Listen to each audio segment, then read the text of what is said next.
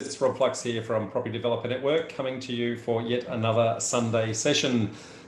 This week we're talking about market indicators and how to read the market during times of economic change. And there is certainly a great deal of economic change happening at the moment. We appear to be having markets that in several areas of Australia are starting to be heating up. And so I've had a number of people in our community and some of my students actually ask me, well, how do we actually tell what is actually happening in the market?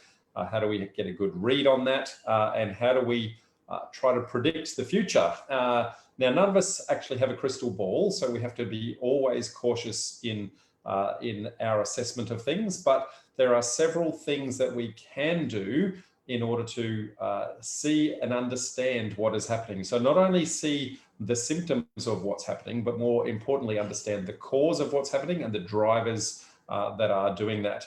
So today we're going to look at both the market indicators, but also the market drivers, so that we can get a better view of what's starting to happen under the covers, because the indicators tend to be lagging. So they tell you what has happened already, whereas the drivers are leading. They're leading, okay? So they're telling you what's about to happen, because they're the ones that actually start to cause the effect that the indicators then start to measure. So we're going to go through a few of those over the next 45 minutes to an hour.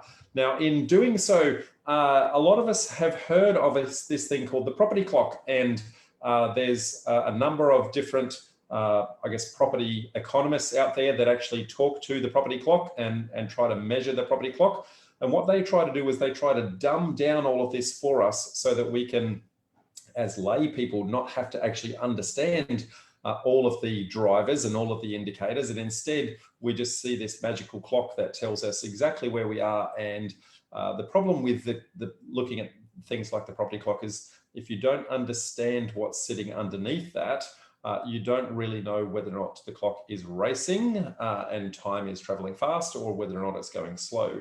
So the basic concept of the property clock is that the peak of the market is 12 o'clock, bottom of the market is 6 o'clock. And so as you start to see where we are on the cycle, so if we're at 3 o'clock, we're in a declining market, 6 o'clock, bottom of the market, 9 o'clock is a rising market, 12 o'clock, peak of the market. Now, unlike a clock, time doesn't travel linearly in the property market clock. Okay, what you tend to find is that a rising market takes off very, very quickly, but a declining market drops off very, very slowly. And I'll talk to some of that in a little while. But as we start to have a look around Australia, where the property clocks are sitting at the moment, the majority of Australia is starting to come into a rising market, okay? And the reason for that is because there's been a lot of economic stimulus actually put in by the government and trying to generate a whole bunch of activity in the market, and it is certainly doing that. Now, we're going to look at what other indicators might be happening, what other drivers might be sitting under the covers, so you can then work out whether or not this is a false market or whether or not it's actually a true market. And I'll let you guys determine that, hopefully with the education that I'm giving you at the end of this process. Okay, so let's understand the phases of the property clock first. So there's a slumping phase. So this is where the market starts to drop off. We start to see that there's a lot of sales that tend to sit on the market for a long time, and people are trying to hold on their prices. People who are not desperate for a sale will tend to take their properties off market, okay? Not a lot of buyers in the market at that point in time where the market's starting to drift off. And as a result, you tend to see a lot of listings that are sitting there and not many sales actually turning over, okay? Whereas the opposite is true in the up phase. So there's a lot of people that are trying to get into the market. So a lot of buyers coming in, but not necessarily a lot of sales on market at this point in time. So, you know, the opposite is true. And because of supply and demand, not much supply, lots of demand, that is what's actually pushing the price points up. So that's the basics of the clock at its very fundamentals. But let's take a little bit more of a look, because the problem with something like the property clock is it's looking at it at a national level, okay? Whereas the reality is that there are markets within markets. So there are state markets, there are regional markets, there's capital cities, there's even markets within suburbs, and there's also different markets based on your dwelling type. So whether it's a house, a unit, a townhouse, etc. So if you start to look at just what the economists are saying with regards to a property clock, you tend to be looking at, I guess, a macro level, whereas what you really want to do is drill into the micro level. Okay, I guess the difference is being that the micro level, you're going to understand what is exactly happening to the product type that you're creating or investing in the area that you're wanting to do that, and you can see exactly what the drivers are that sit underneath that. Now, I talk about macro and micro, so let's talk about macro. So this is big picture stuff. So what's happening in the big picture? Well, there's the market cycle, as I've touched on. There are things like unemployment rates, supply and demand, population growth, and the economic strength of us as a country. All of those drive the macroeconomics, okay? But when we start to look at microeconomics, then there's, well, what's happening in the area with regards to infrastructure being built? What's happening in the area with regards to vacancy rates of dwellings and the affordability of the product?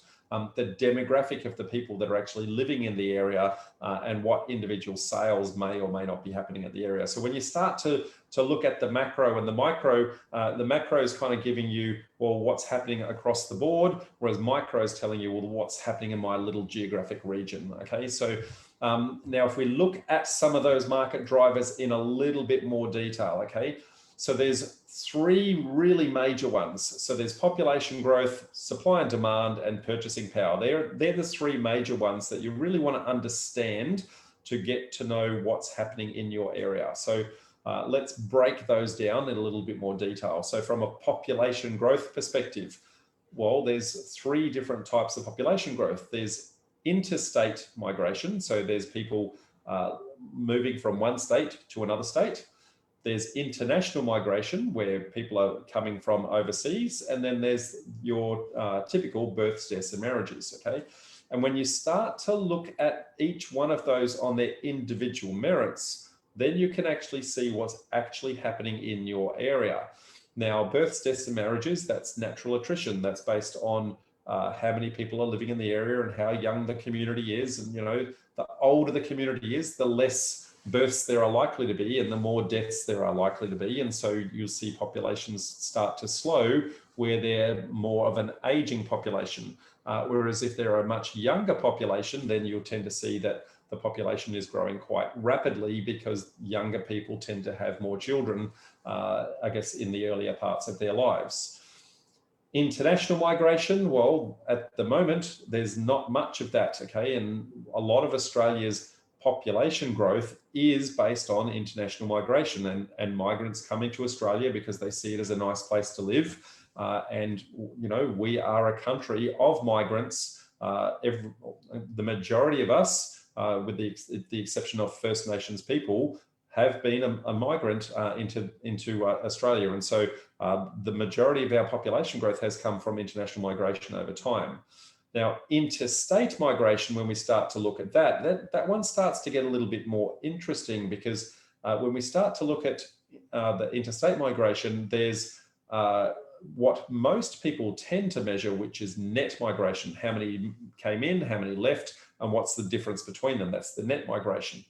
Whereas if you actually have a look at the raw stats and go, well, how many moved in, how many moved out, the net might be close to zero, but if you've got tens of thousands moving in and tens of thousands moving out, even though the net is quite low, it's telling you it's a very transient area. And so a lot of us tend to look at the net migration and not actually look at the actual numbers of what's actually happening. Now, clearly, the more transient area, the more likely that it's going to be investment stock or rental stock because people aren't going to hang around for much longer. Whereas if people tend to be staying in the area, then it tends to be more owner occupied. A lot of that drive is longer term because people want to, I guess, have lifestyles and things like that. So that's kind of population growth. Next, we're going to look at supply and demand, okay? Now, supply and demand, has a number of different underlying things that determine how much stock actually comes onto the market. Okay, so firstly, as developers, we would be wanting to be understanding how many development approvals are actually happening in the area. So when people are actually putting their DAs into council, council will rubber stamp it and says, yes, you can build 5 dwellings, 10 dwellings, or whatever that is. Okay, so development approvals is council's appetite for wanting to have more people move into the area. Okay, then building approvals is then the ability to take that development approval through to actual construction, or at least get the pre-approval for construction to actually occur. You tend to notice that there's a lag between development approvals and building approvals, and not as much DAs turn into BAs. And the real reason for that is because for, I guess, whatever reason, a lot of the people who go get development approvals don't really understand the market in the first place, and they get to the point where they get the approval and then go, oh my goodness, it's not financially viable. Okay, and so the number that then get through to building approval are only the ones that tend to be commercially viable. So the right product in the right place at the right time. Okay. And then the next stage on that would then be finance approvals. So this is the finance approvals to actually get that stuff constructed. So getting the building approval is one thing, but getting the finance approval for the construction means that it's actually going to occur. And so when you start to look at, I guess, those, you'll start to see a little bit of a funnel where it starts to come down. And what you're really wanting to see is, well, how many actually get to the point of construction? Okay. Now, that's part of the supply and demand. That's the supply side of things. Now, the demand side of things comes from a combination of the population growth that I touched on before and our ability to have purchasing power. So our purchasing power comes from things like, what are the interest rates? What are the unemployment rates? What jobs or jobs growth are there in the area? Is there major infrastructure happening in the area? What's happening in, I guess, the global markets and the state markets to actually encourage spending in the area and actually generate jobs? So if there are not many jobs, if there's a pretty high unemployment rate, then people will tend to not go and spend on big projects such as new homes and the like, because they tend to start to save money because they're not sure when they're going to need it. Okay. Because they want to save that nest egg because they know that it's going to be quite important. So when you start to put all of those three things together, so population growth, supply and demand, and purchasing power, they tend to be your market drivers. Okay, so that is what is pushing the market forward.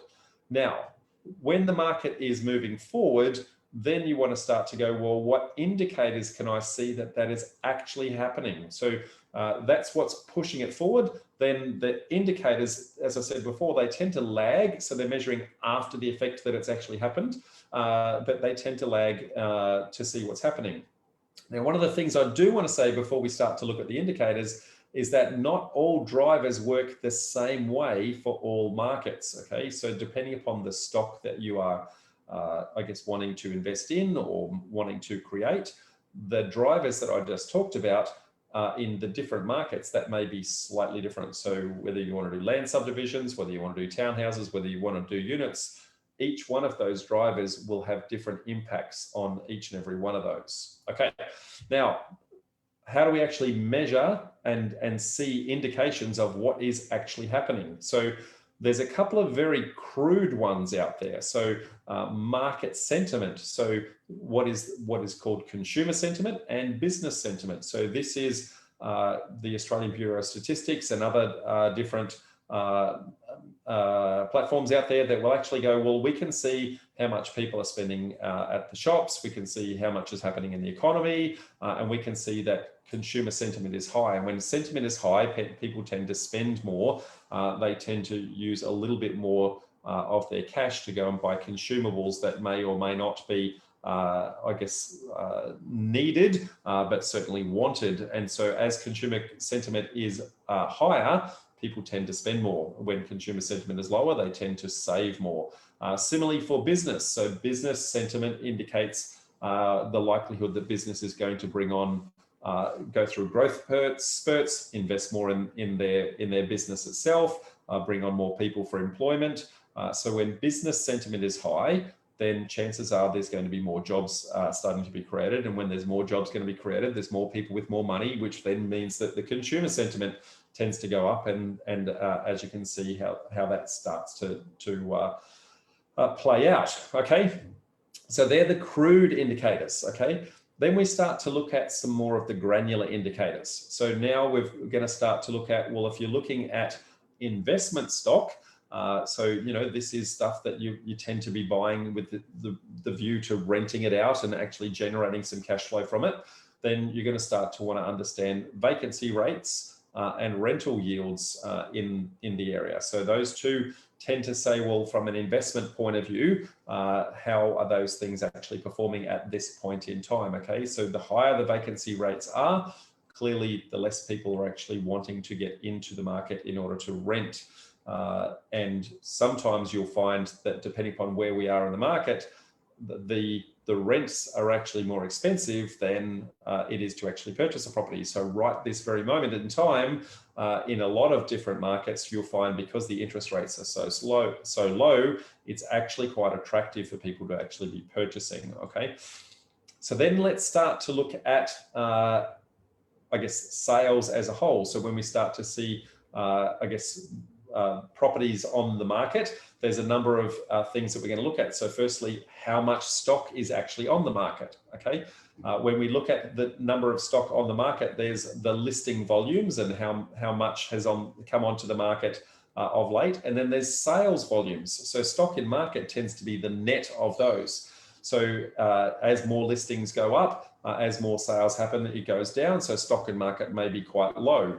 So you want to look at those three together, and in, I guess, a flow on of that is then, well, as the market is turning those over really quickly, you're going to see days on market. So how long the stock actually stays there. Now, I'll give you some little shortcuts to try and read those in a couple of minutes, but those ones tend to be the really good indicators as to what is actually happening and how fast the market is actually moving.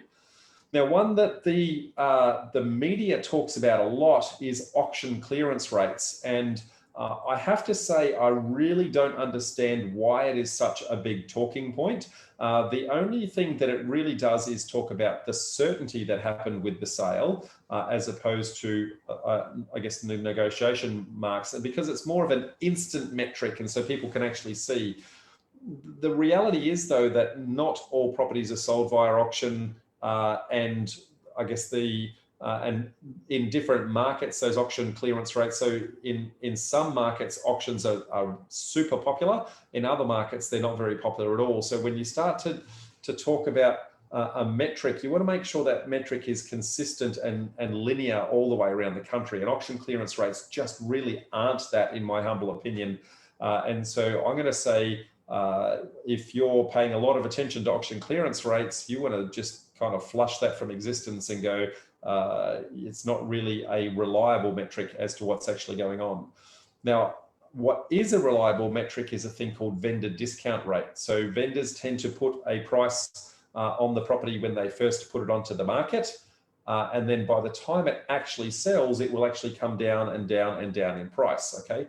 Now that vendor discount rate, the more the discount is, the more that we're actually starting to go into a slumping market. And desperate people will do whatever they can just to get rid of the stock because they need the cash for whatever it is that's coming around the corner for them, because they might be in financial distress or otherwise. So as you start to see those vendor discount rates start to get bigger and bigger, that's a good indication that we're about to slow down, okay, or that we are in the middle of a slowdown.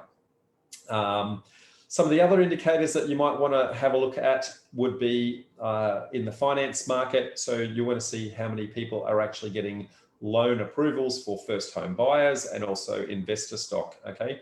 Now, investor finance approvals tends to be, I guess, when the market is a lot more stabilized. First home buyers and that sort of thing is when the market tends to be starting to pop up, and especially when it's being driven by I guess, government incentives like we are being driven right here and right now. There's a lot of government incentives right now to say, well, go build your home and first homeowner bonuses and things like that, okay? So when we start to look at some of these in a little bit more detail, so the property value itself, we tend to talk about median prices in the area. Medians are, again, one that can be a little bit misleading. The reason for that is a median in an area where there's not many volume sales. The median can sometimes be skewed from a statistical anomaly. Or where there are a suburb where there might be two markets. So for example, if you're got some ocean views in part of the market and no ocean views on the other part of the market, then if you tend to get more sales in the ocean area, then the median price rockets up.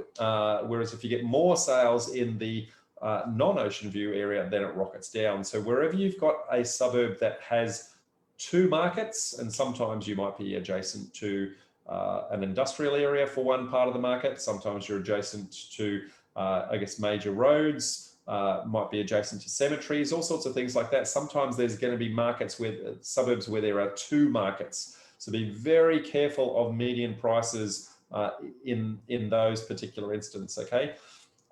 Building activity is another one. So as there's more building activity, that means there's more jobs. As there's more jobs, that means there's more people, which means that there's more people actually spending money, which means that there's more people able to go and purchase, you know. So as we have more jobs, there's more money flowing through the economy, okay? I think I touched on a few of the others there. So when we start to go, well, what is a quick and easy hack to work out where we are in the market? Okay, so in my particular area, as I said, we've got macro and we've got micro. So in my micro area, I don't understand how to go to the Australian Bureau of Statistics and get the stats on population migrations, and I don't know how to go get all these things from all the other indicators that are out there.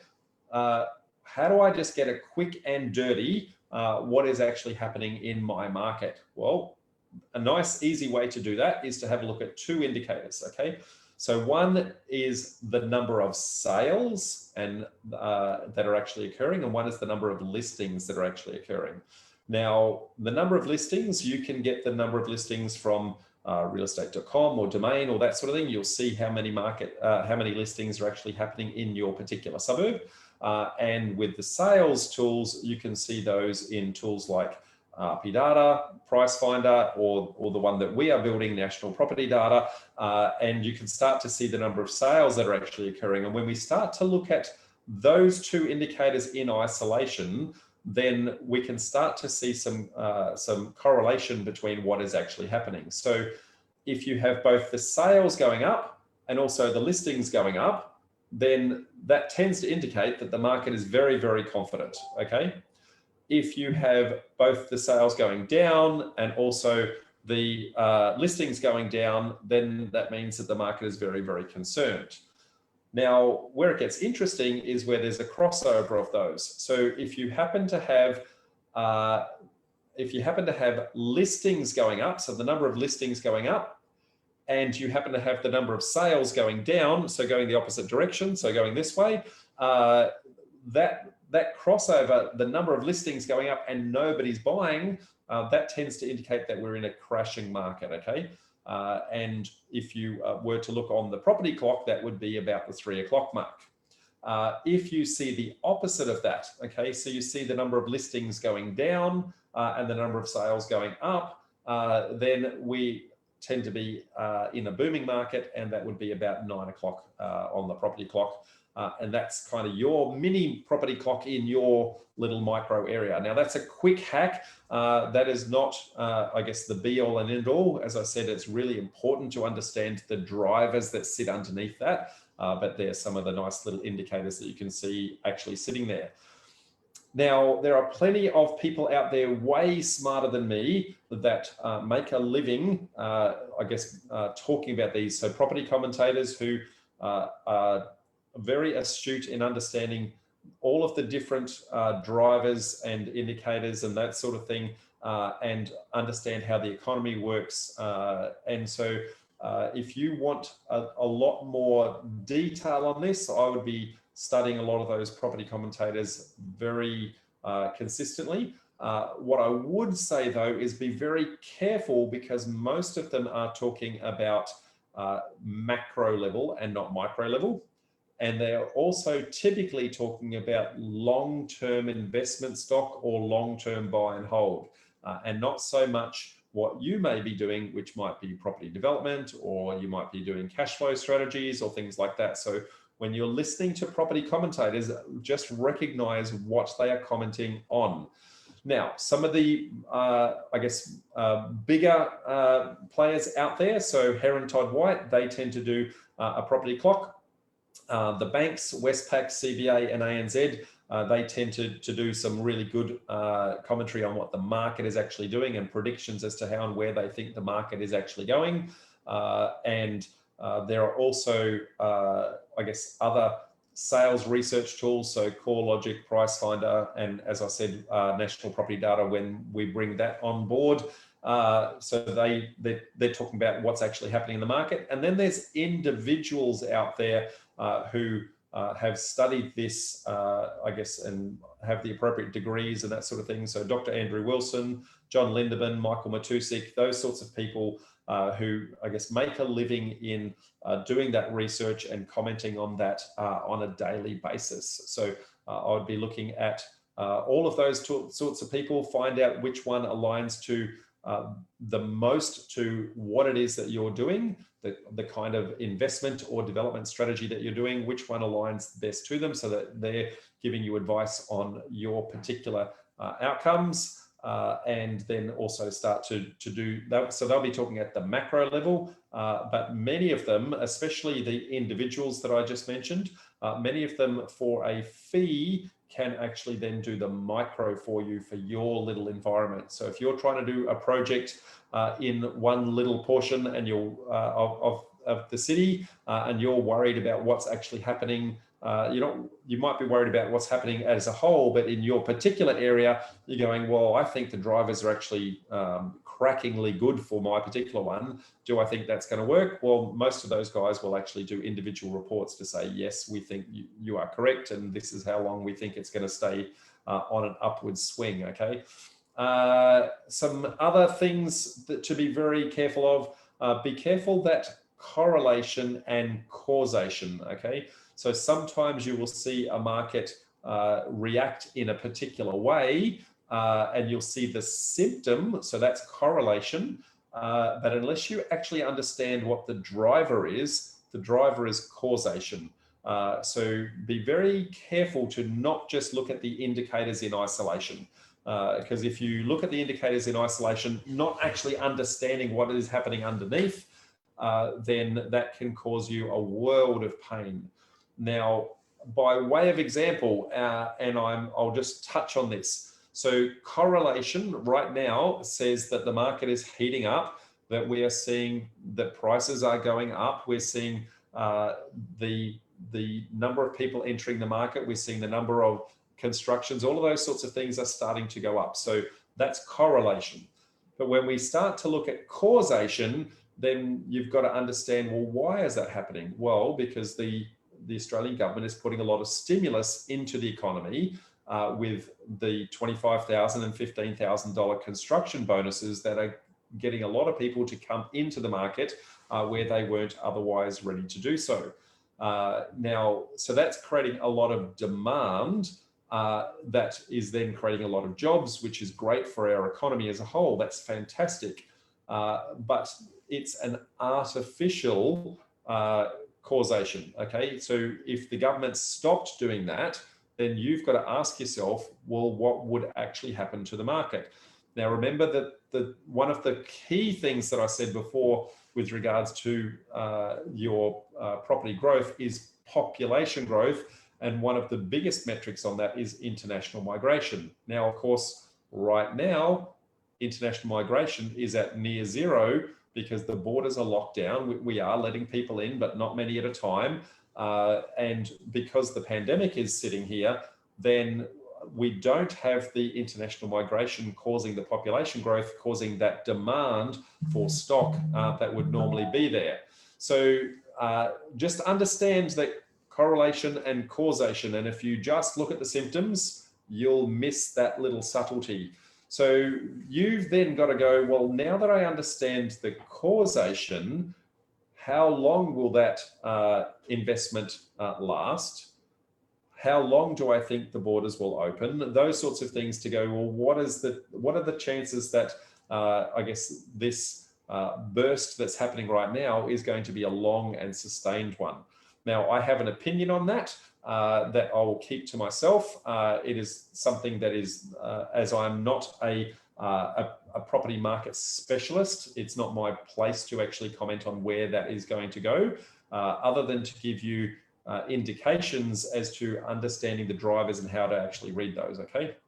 So, but when we start to see what's actually happening, when markets start to boom, what we see is that sales increase really quickly, markets get really hot, prices shoot up. Properties are snapped up as soon as they come onto the market because people are worried that in a week's time or a fortnight's time, it'll be higher again, okay? So as soon as they get on, people just jump on it, okay? But when it gets to the peak of the market and then it peters over to the other side, it tends to slide slowly, okay? So tends to be fewer properties actually listed for sale. There's not many bidders actually looking for them, but the people who are putting them, people that are putting them on the market tend to be people who need to sell rather than people who want to sell. And as the market starts to drop off, the people that need the cash the hardest are the ones that then start to go, well, I just need any sale, and they'll start to drop the price, which then starts to set a cascading effect for everybody else. And so what you'll find is most people are trying to hold on to that price point as much as they can because they don't want to realize any loss that they may actually be occurring by actually realizing that sale. So just note that that is actually the case. Now, I touched on before, I guess, the drivers and also the indicators. So what I'm going to suggest to you, if you want to start to look at your own little micro mini market, then you want to start to look at all of those individual drivers and individual indicators in your market and start to create a list and keep track of them. And as you go from month to month, do give yourself a really basic scorecard. So compared to last month, is it up, down, or is it sideways compared to where it was for that one indicator? So if everything is up, so when you start to do that for every single indicator, so, compared to last month, there's a little bit more demand. Compared to last month, about the same amount of sales. Compared to last month, I guess the amount of jobs or the unemployment rate, that sort of thing.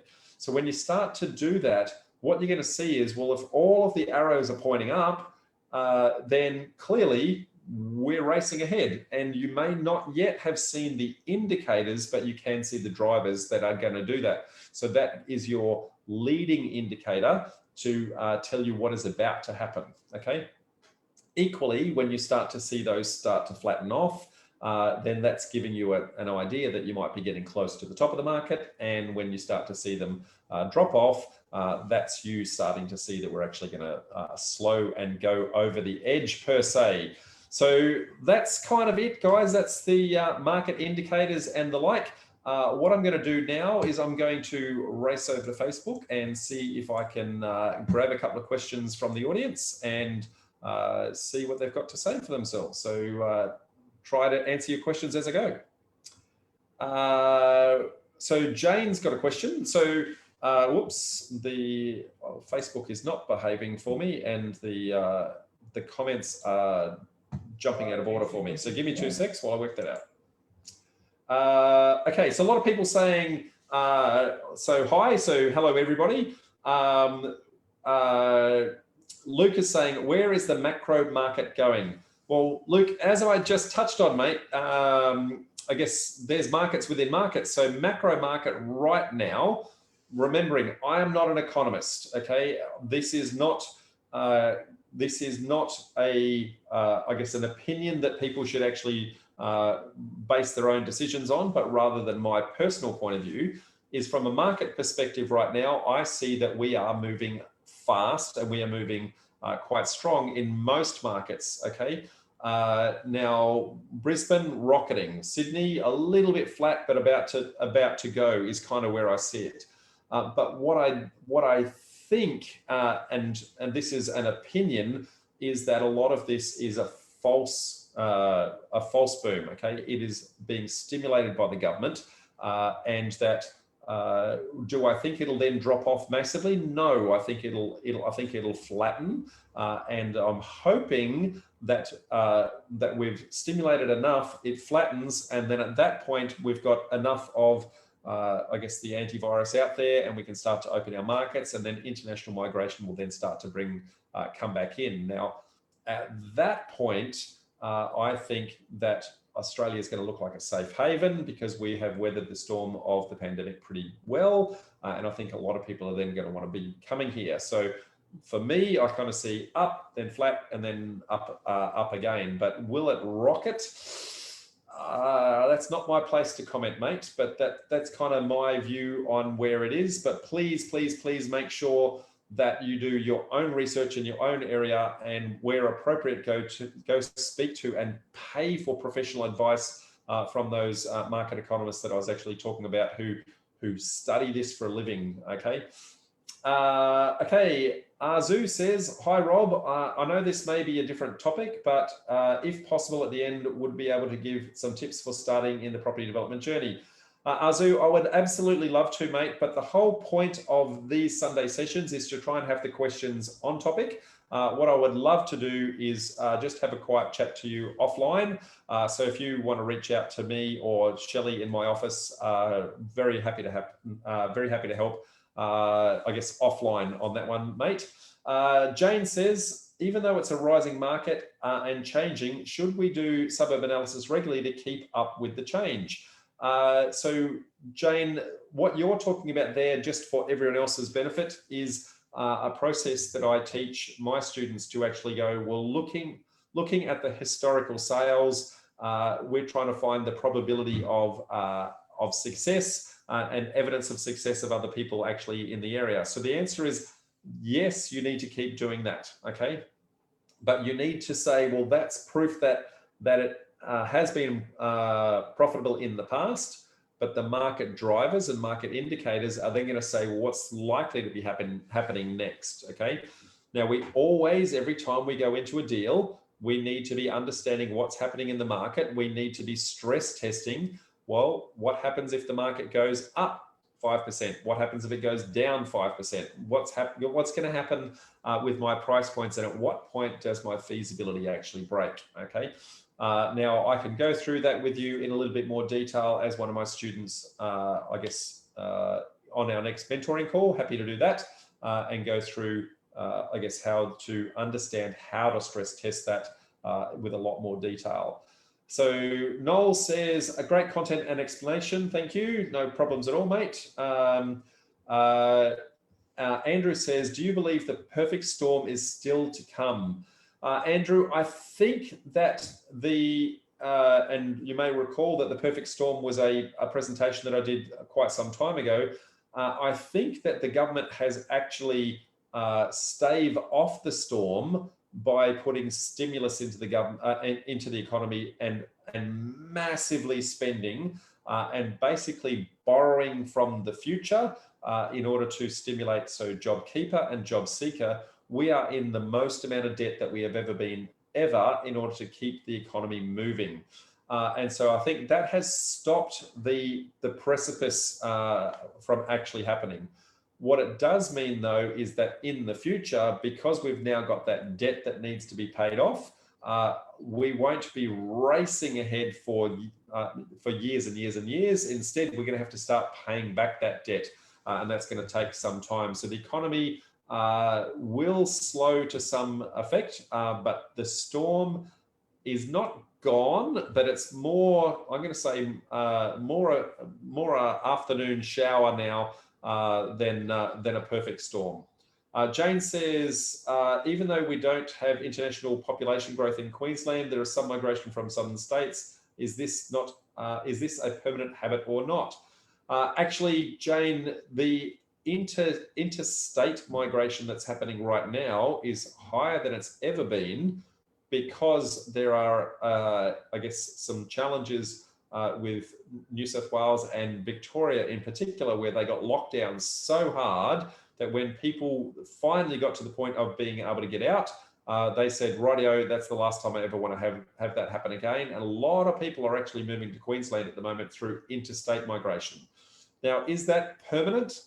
I don't know. I think that's more a knee-jerk type reaction. And we've always had international migration coming north, but it tends to be quite slowly, and it tends to be as people, I guess, get to the latter part of their careers. They want to cash in on, I guess, the high value they've got in their property interstate, and buy in Queensland, where they get a bigger bang for buck. Now, over time, Queensland's starting to, I guess, catch that, but I think we're a long way from that actually happening. Jane also says, when do you think the peak of the clock will be? I can't tell you that, Jane. I genuinely don't know, because of the fact that we've got some artificial stimulus being driven by the government at this point in time. We have some deadlines where that has been, where we've been told that that's going to end. That might be, I guess, the end of a short burst, but we don't know whether or not the government's going to extend that. We don't know, I guess, what other stimulus packages the government might do, because it's very clear that the government is still trying to keep the economy moving along. They're spending lots of money on major infrastructure projects to create jobs and kick those in. Chris says, in terms of development, where are your top 3 areas, suburbs to focus on for opportunities? Chris, that's my secret sauce, mate. And what I would say is, if I told you where that was and then everybody raced there, then it wouldn't be a top 3 area anymore. Instead, I prefer to teach our students how to determine that for themselves, because what you'll find is that for every different investment strategy, for every different development strategy, there are top 3 areas for each one. So where you're going to get long-term capital growth will be very different to where you might get a cash flow outcome, which might be very different to where you're going to get really good subdivisions, which might be very good to where you get very good townhouse developments. So the top 3 is one of those mythical things that you have to really look at to say, what is the top 3 for my investment approach? I guess that's something that we teach within our property development formula program as to how you can actually determine that for yourselves. Ursula says, tend to agree with you, Rob.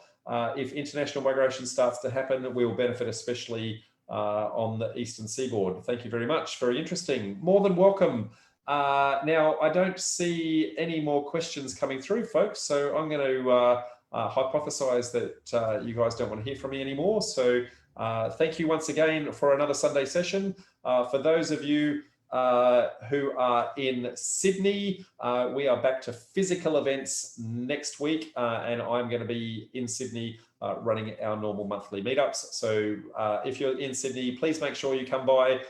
We would love to see you and help to kickstart your property development journey. So until then, folks, bye for now, and we'll catch you on the next Sunday session.